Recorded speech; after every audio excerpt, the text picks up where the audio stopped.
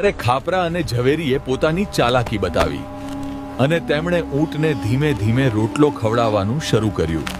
એક દિવસ રોટલો ખવડાવ્યો, બીજા દિવસે ફરી રોટલો ખવડાવ્યો અને આમ તેઓ ધીમે ધીમે પોતાની યોજના આગળ વધારતા રહ્યા. ને આમ કરતા કરતા 10 દિવસ સુધી રોટલો ખવડાવીને તેમણે ઊંટને સંપૂર્ણ રીતે હેવાયો બનાવી લીધો. ને પછી તો સ્થિતિ એવી બની ગઈ કે રોજ ઊંટ ફરતું ફરતું ખાપરા અને ઝવેરીના ઘરે રોટલો ખાવા પોતે જ પહોંચી જતું. આમ 10-12 દિવસ પસાર થઈ ગયા અને હવે તો 50 સૈનિકો પણ કંટાળી ગયા છે, કારણ કે આ ઊંટને ચોરવા કોઈ આવતું જ નહોતું ને ઊંટ તો હવે આટલામાં જ ફરતો રહેતો. અને પછી એક રાત્રે તે પોતે જ ખાપરા અને ઝવેરીના ઘરે રોટલો ખાવા આવી પહોંચ્યો. આ જ વખતે